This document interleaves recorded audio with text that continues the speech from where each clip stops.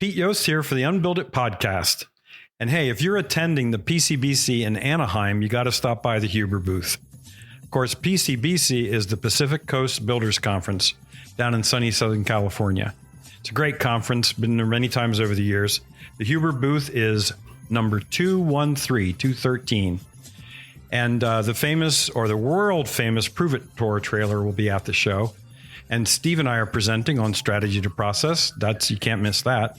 So join Huber for a happy hour the afternoon of Wednesday, May 24th at PCBC. It's going to be a great show, especially that happy hour at the Huber booth. Welcome to the Unbuild It podcast. I'm your host for this episode, Pete Yost, and I got my good friends Steve Basic and Jake Bruton. I like the way he stumbled on that, like he was deciding to go back. Yeah. Or he regretted saying it. And I love you too. Now he does. This week, or this episode, is all about decks. And it's not about, deck the halls. It's about decks attached to buildings or not.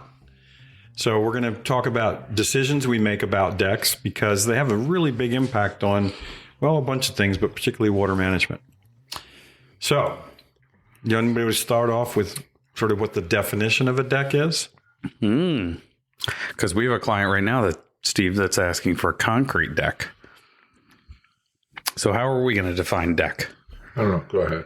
I'm tired. Protruded living space that's associated with a home that's not at grade. Extended living space usually found as a platform 3 or more feet above grade. Ooh, doggies. That had the ring of authenticity. I'm not sure if I agree with the 3 or more feet because we could do a deck at grade, but typically found above grade. How's that? And I would say to be distinguished not from a patio and not a porch. Oh, so what's the difference between a porch and a deck? Or a covered deck. Ooh, now I'm struggling with that. I always thought a covered deck was a porch. There you go. So I would say a covered porch or a porch probably doesn't extend more than about 6 feet, 8 feet. Really? Yeah.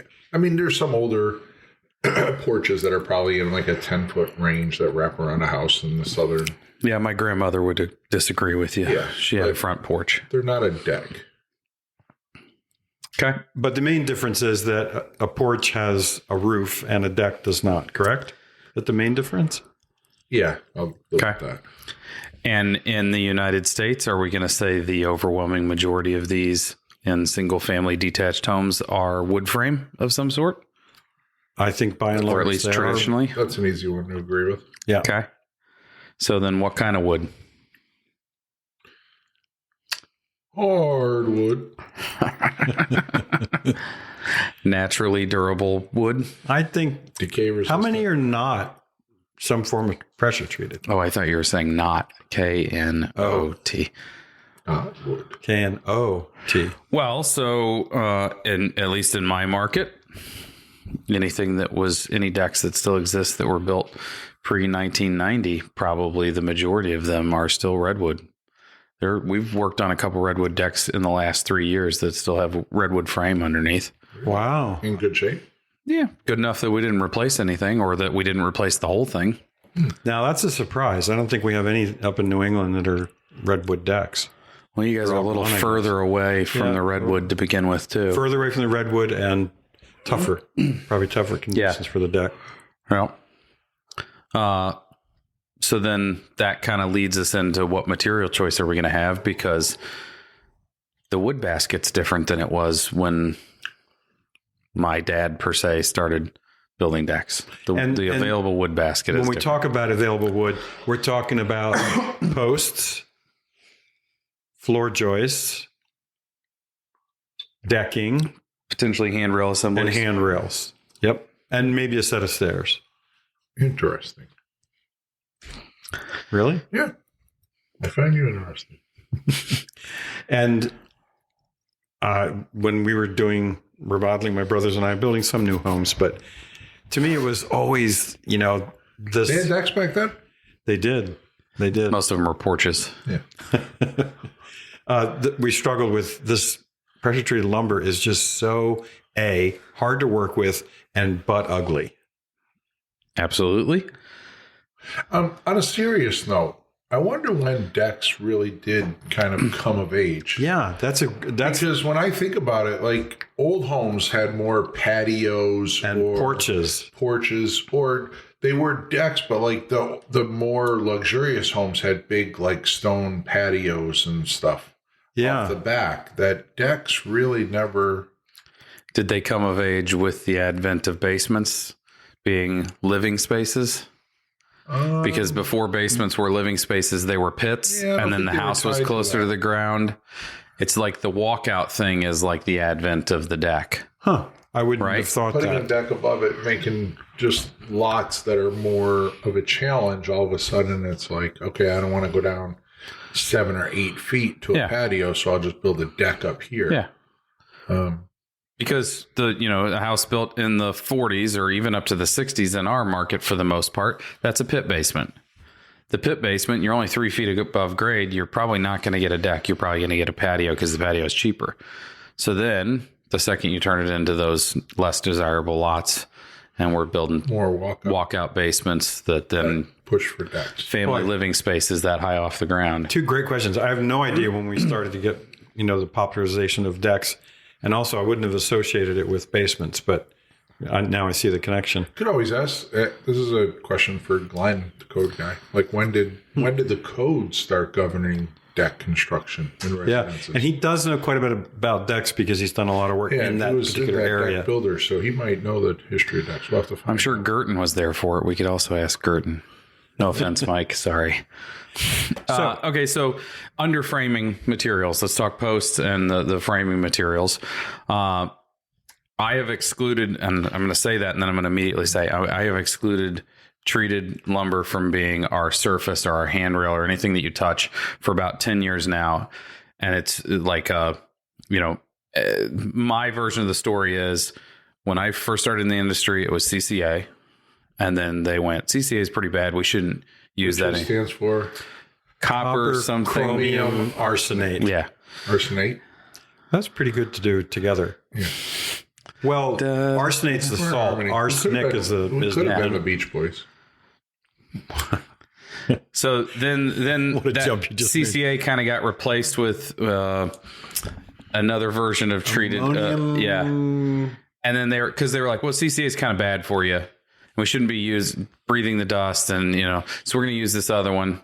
And then it was like, that 5 years later, well, that's kind of not really good for people. So we're going to go to this borate treated, and we're on like version 5 of treated lumber in my career, and it feels.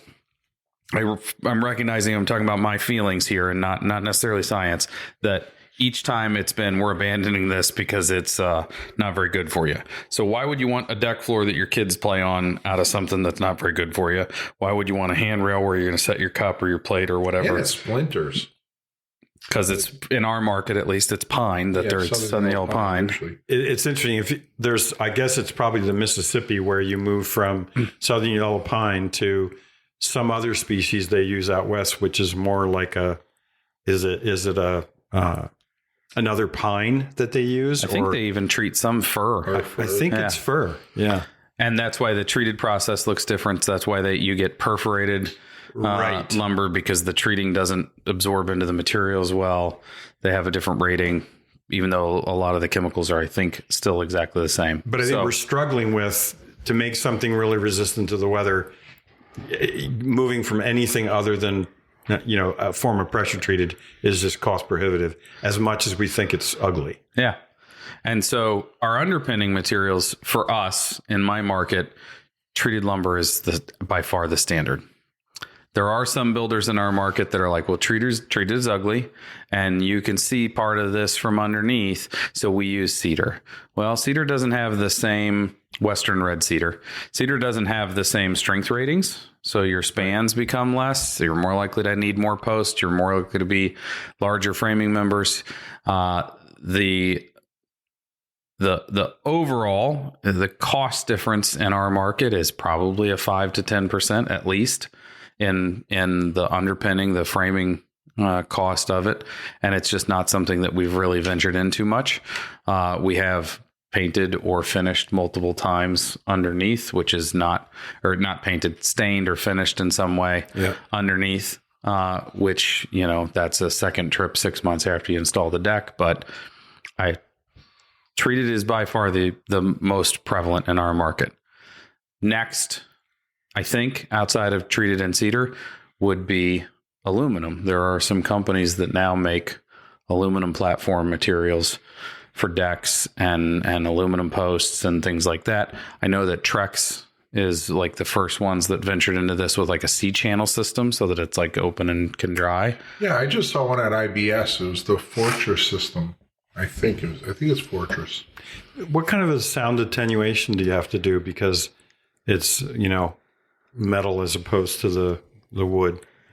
It's probably substantially louder. I have not even been on one, so I don't know. Yeah, I don't know. I've seen it out there. I mean, the decking is still either a synthetic or a wood deck. Right. This one here, the frame I don't even think they were channels. I think it might have been like a boxed rectangular beam, box beam kind of thing.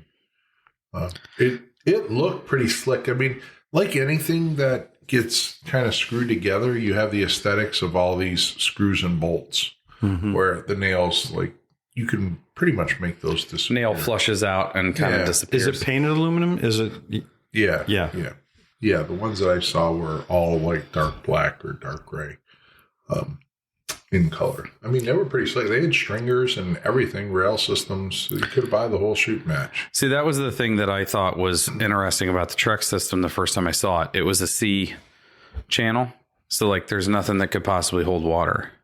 It's open to the breeze at all times. So I wonder how they handle penetrations on the top side, or if they have a proprietary system, or if it's got constant drain holes or something.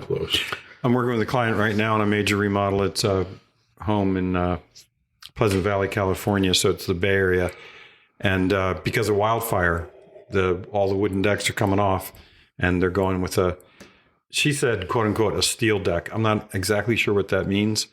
I'm sure there's plenty of manufacturers out there. If you look at just like docks, there's a million different manufacturers that do steel docks or aluminum docks or, whatever. So why not do that? Why not just go to, if it's going to last longer, right? If we haven't talked about flooring really yet, but if we're potentially going to put a synthetic decking on it that's going to last 50 years, then why not do aluminum underneath? Yeah. And I'm guessing it's a cost issue of, absolutely, the aluminum versus the wood. But we have a porch and a deck on our house. So when you walk out the walkout slider, you look up and it's just this god awful stained, really ugly, dark looking. Yeah, the cool thing about the aluminum deck, you could just go under and power wash it probably. Yeah, and you can have it nice. You can paint whatever color you want. Why can't we power wash the? Well, you could. Wood deck? You could. But okay. You're looking up at the joist hangers and all that stuff. It looks, I don't know, a little unfinished. It's tough. I have a tough time with that. Sure. But for me, the most important thing about decks is the guy I learned carpentry from, Kenny Walsh, he would tell his customers. Wait, before we go here, let's talk flooring real quick. Oh, sorry. I was going to do that after. Decking after. Go ahead. Is the structural way that you build a deck typically is you just sandwich a deck ledger right against the house, probably against the rim joist of the building, and then now you're going to fight water forever. And Kenny would say, if you want me to build a deck for you and you're attaching to the house, you'll have to find somebody else. I've never figured out how to successfully flash it so that something doesn't rot. And so I don't attach my decks to the house at all. There's posts all the way around, and then we just do some structural lateral tie to keep it from racking. And he was a stubborn guy, and he generally got his way about stuff like this. But he lost some jobs because he didn't want to attach to the house. So this is a huge issue, and we almost always, if there was an attached deck, would go into a project and they'd say, yeah, it's kind of wonky now how that attaches. And sure enough, it had not only rotted, deck boards, but it had rotted the rim joist of the house. So it is very difficult to flash, although we have a couple of solutions. But Steve, you were saying that quite often you just do bearing of the load next to the house on the post? Yeah, I mean, a lot of times we'll do some decks where we're cautious of that, where the beams that come back into the house will have a post like 2 feet or 30 inches off of it, because we have to clear the excavation for the foundation wall to get it on suitable. So you just cantilever a bit back towards the house? Yeah, and the beam just goes towards the house. And maybe there's a small bracket that laterally ties it to the wall, but the gravity load is coming back to the post and going down. So we've done a couple times where we just put a T in the footing in 2 spots where we knew that the deck would come down and sit on top of that. And then we'll run a sonotube down to that. Yeah. It's quick and easy for them to just turn 90 degrees and pull 3 feet out or 2 feet out, and then just let the footing tie out that way. And then it's sitting on technically the same foundation as the house. And then if you go ahead and tie back to the house minimally, you get rid of a lot of the wiggle.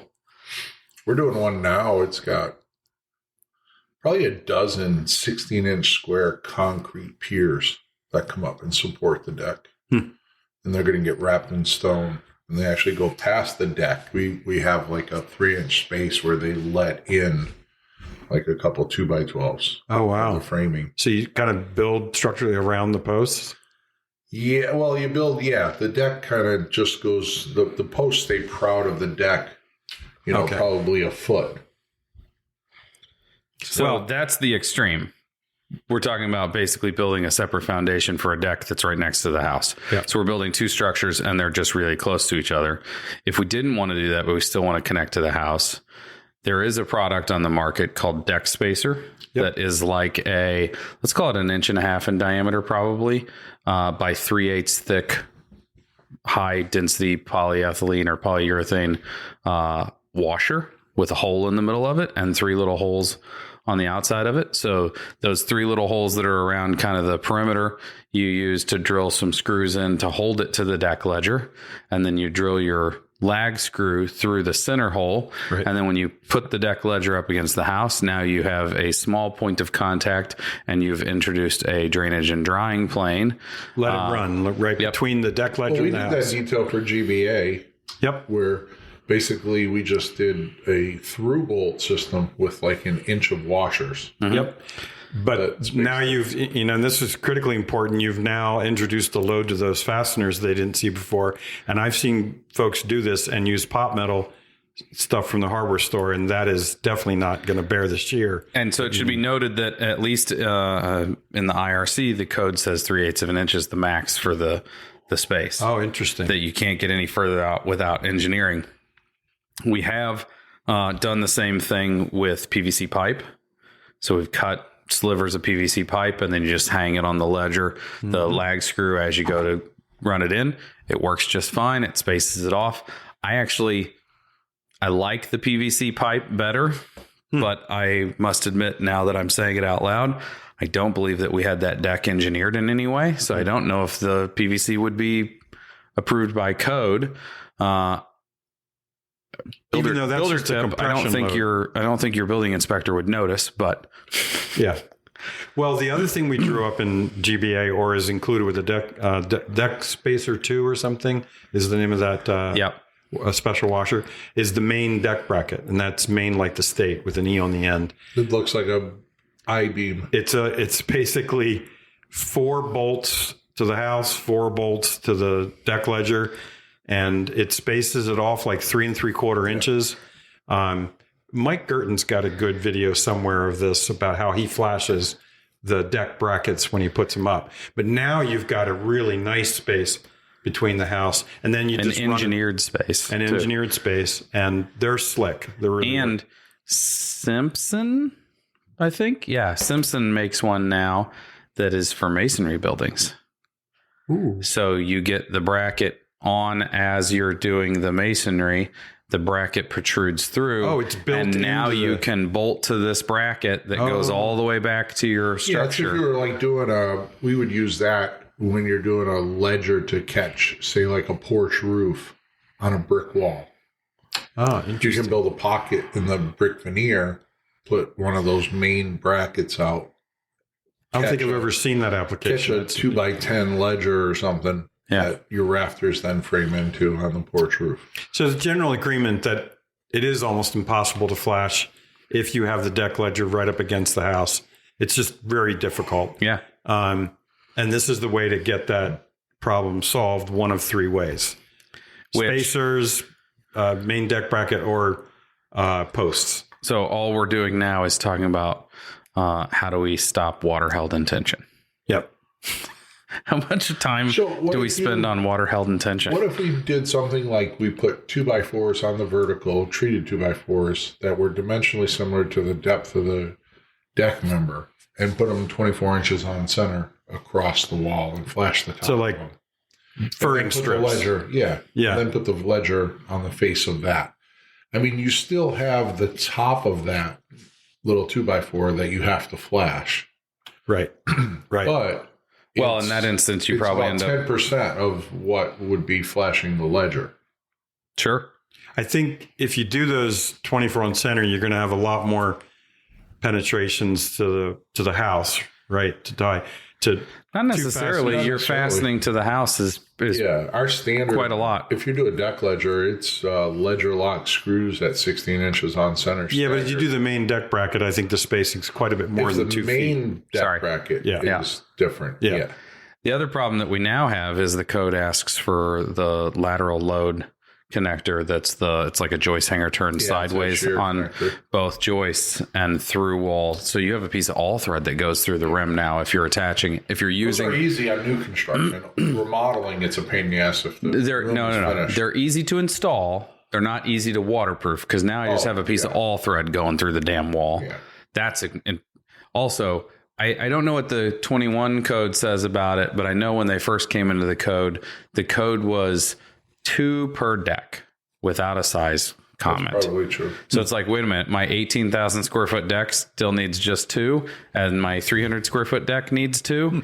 Like that was like, I mean, the code has a tendency to do that. The first year we introduce it, it's not as flushed out as it could be sometimes.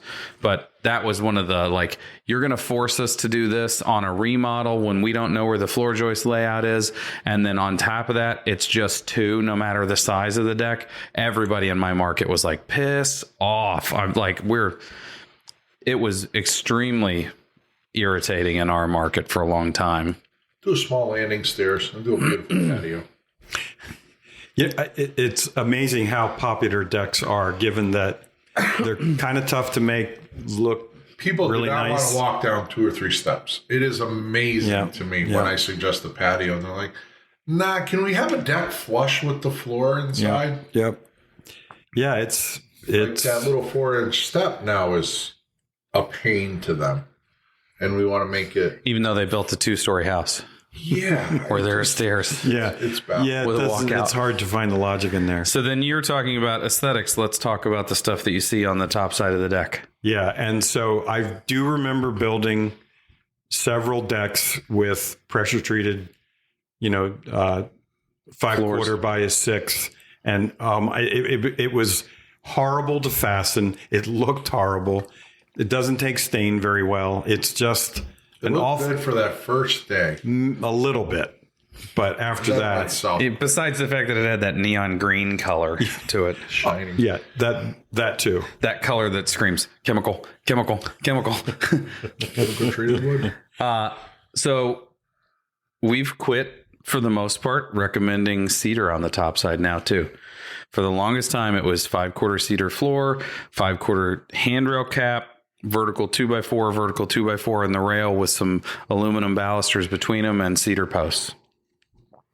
In the last 10 years, it feels, again, we're back to my feelings in this podcast, Jake's therapy section. It feels as if the quality of the cedar that we're getting is also not as good as it used to be. Interesting. I've had a couple decks that we did that we had issues in like year 5 through 7 with the deck floor, the handrails starting to rot already. And it's like, this is Western red cedar that is full sun, that dries all day, every day. Why are we having issues in year 5 to year 7? This should be a 10 minimum, sometimes as much as 20-year deck, you would think. 10 years. And so we've moved away from recommending cedar and we've moved on to synthetics, Fun fact, Aero Building was the first company in the state of Missouri to install Trex synthetic decking when Trex was the first synthetic on the market. Mm-hmm. And it was mid to late 90s for some very forward-thinking clients. That deck is still there, and the only thing that I would note about it now is probably since 2005, year 7 or 8, it's been a little dusty feeling when you walk on it. Like, it definitely has been degrading since that time, but it's still there, and it's almost ground contact. Like, it's a part of it's a porch and part of it's a deck, and it's very low. But there you go. That's mid 90s. We're 30 years coming up on 30 years of that stuff being there. So, and it's very low with low drying potential. So if we're talking about long lasting. Do you know what the load capacity is for decks? I can't remember. Not sure. You mean the like? Yeah, it's like, first how many people can be there? Well, first floors are 40 pounds per square foot. Second floors are 30. Ours are done. Our municipality rates it as a living area, so it's in the 40. Yeah, I want to say it's higher than that. I want to say it was close to 100 pounds per square foot or something. Wow. Well, I will tell you that if when you want to have those deck collapses in like the inner cities, like in Boston and stuff, we have a lot of, like, we call them triple deckers, like 3-floor houses. So you go out in the back and every floor there's a deck 3 feet off the ground. Then there's one 11, 12 feet off the ground. And then there's another one 20 feet off the ground. They also use it as the fire escape too. They use it as the fire escape. But the big thing is out there, the problem is you'd get these parties out of colleges and they would be literally elbow to elbow on the back of these old decks, and a couple of them collapsed. Yeah. And when there's 60 people on it, quite a few of those people get injured. Yeah. So I learned this from Mike Girton. You want to have a panic attack about how you're building decks? Set a Google alert for deck failure. It's a daily occurrence in the United States. Wow. That daily occurrence that's enough that it makes the news, not just it fell off somebody's house and something happened. Mike told me about that, and I did it for a short period of time, and I had to delete that. I mean, but that also tells you quite a bit about Mike. Like, no wonder he takes it so serious. Every day he gets an email about how a deck in the United States has failed and someone got injured enough. Yeah. Because he's twisted. Maybe. In a good way, Mike. So I combination of structural and appearance. We had one customer who said, I love my deck. It's rotting. I never want to I don't want to see anything pressure treated. So my brothers and I went looking, and there was a mill yard in Portsmouth, New Hampshire, that had a good run on Port Orford cedar from the Pacific Northwest, framing and deck materials. We built the entire deck. The posts, the framing, the rails, the steps, and the deck out of Port Orford cedar. It was the most beautiful thing you'd ever want to see. And it had this odor of the Port Orford cedar. And she was in 7th Heaven. I don't know how long it lasts, but it was gorgeous. You have this tendency to attach materials to locations, right? Like there's the Mount Merlite clay or whatever. Now there's Mount Marillanite or whatever. Now it's the Point Orford cedar. It's very interesting. That's the only time I've ever used Port Orford cedar, and it was even fun to cut because Where the is odor. Port Orford? It's in Oregon, as far as I know. Okay. It was. Not going to fact check him, so that's where it is for me too. Well, what I would like to be really neat to understand is, like, Port Orford cedar, is it an area or region, or is it only just the species within the county limits of Port Orford? I don't know. That this cedar can get sold as Port Orford cedar, but it's got a crystals in it. It's a remarkable wood. Is that because it's by the ocean? The salt. I wish I could tell you more about it, but it's because of the forest fairies. Yeah. That's where the crystals come from. So that was the most beautiful deck we ever built. Well, there you have it. Port Orford cedar. Okay. Alive. So that's the conversation about wood decks. As we wrap up here, and we have 2 minutes left, let's talk about the 2 decks at the Hilltop House. Sorry, 2 of the 3. One of them is a wood ramp and patio, or and porch, I would say. Wood ramp and porch. The front door. Yeah. The back off of the master is kind of just a means of egress, but it is technically a deck. Yes. Mm-hmm. Platform with steps. And then we have the deck off of the living space. They're not wood. They have wood floors. Yep. It's a steel frame. And what is it, the deck? So it's a wood deck, right? yeah. Yeah. So the decking, the floor is wood. The rest of the structure is steel. It's all steel. Well, you said wood. Like what kind of wood? It was an Ipe. Yeah, I believe it was. It was an Ipe equivalent. Yeah. That's Ipe screwed up adjacent. From the bottom, there's holes in blind fasten. Yes, there's. I holes love blind in the fasten steel stuff. I know you do. That's why I did it. And so neither one of them is attached to the house. And neither one, the cantilevered 10-footer has like a 4-inch detachment or displacement from the face of the house. That is really cool. So I've been on that deck. It doesn't touch it. Very cool. And then the little landing has its own foundation. And the little landing has its own foundation. So yeah. And you could stick your hand between it. You know, the sad thing is we probably won't be around long enough to see how long that deck survives. I'm planning on being, but I know you guys are, feeling your age. Final solution. Well, I mean, was it the first stone that on the pyramids you saw get set, or it was the last? So there's your solution. Just don't attach the dang thing at all. Yeah, and then you don't have to worry about it. I'm with that 100%. Because we've eliminated water held in tension. Because it wreaks such havoc, and if you're anything but more than 3 feet off the deck, as Mike has tuned us into, it'll keep you up at night. So I didn't even think about it. What we're doing on one house, I'm doing a house on Colorado, and the deck, we're actually displacing it from the house by like 20 feet. Because we want to make it a destination. It's a beautiful, gorgeous backyard. It looks at like 300 feet of the Rocky Mountains. And we wanted to make it its own room. And we did the same thing at Farley's house. That you go outside. Farley's is a little bit more attached. But this particular house is going to have like a walkway or not like an elevated walkway? Yeah, like a pier deck. Yeah. Like boat deck. Like a boat deck, but over land. Yeah, over land. Yeah. And you'll go they'll open the slider, walk across the boat deck, and you'll go out to this outer deck that is totally displaced from the house. And in between, the grass we're going to let grow wild. So the idea is that you've gone somewhere, like you've made a journey out to the And deck. How many feet approximately from? I mean, it's probably like 15, 20 feet. It's enough. You did that at one of the pond houses too at Jim. The screen-in porch. Yes, we did it on the screen-in porch. The same thing. It has a catwalk that goes out to the screen-in porch, so it makes it feel more of a destination. Interesting. Like I've left the house. I like it. Gone to that. Yeah. So we are an aesthetic choice that has the benefit of a building science choice. It looks freaking cool. And now you don't have to worry about the roof over it if you put a roof over it affecting the water management attachment is 4 feet now. Yeah. Not 30 feet or 40 feet. So not only frame it separately, move it out. Yeah. But even the catwalk, that's easy. You just put 2 sonotubes, run the beam, and just stop it short. Yeah. Yep. There's no like lateral connection and all that stuff you have to worry about. You just stop it short, and you deck it within an inch of the house. You just step out onto it. It's really funny that you brought that up because I have one that I just finished the proposal for like 2 weeks ago that the clients want it at this one point, and there's 2 roofs that come together from an addition in the old house.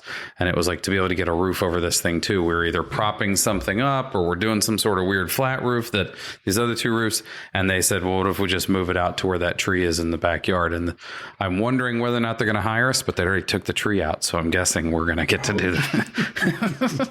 I mean, they took the tree out after they asked for the proposal. So I'm guessing we get hired on that one. I'll let you know. So is that our 2 minutes? That's our 2 minutes. All right. Okay. So I wanted to run one thing by you because I'm organizing something. I'm all ears. So I'm trying to organize a hide and seek tournament. But good players are so hard to find. That happened. Oh boy. You got to save these for when my kids picking up the New Yorker magazine? Probably not. Good players are hard to find. Do we have a resource? Can we say anything that Mike Gurton's published on decks on GBA? Probably that'll be the main. You know what? I don't know if we have. If I can please overtake your resource. Yeah.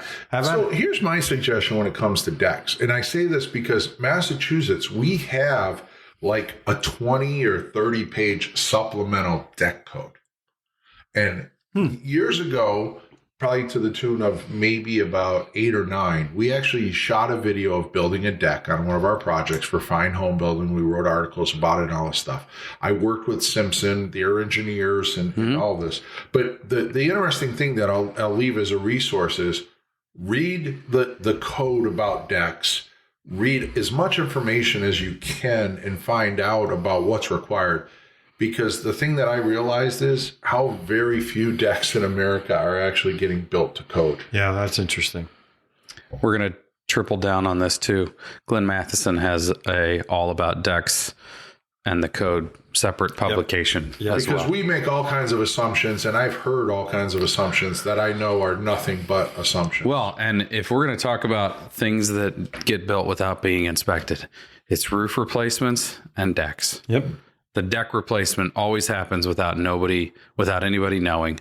The number of deck contractors that work really hard on the weekends and then kind of disappear during the week when the code official's back on the clock. But even code officials, they have like a pet peeve. Like they'll come and they'll look for the shear connectors, or make sure that you're actually using like Simpson nails in the joist connectors. Yeah. But after they do their 1 or 2 box checks, it's like, yeah, the rest of the deck, I really don't know. So it looks good.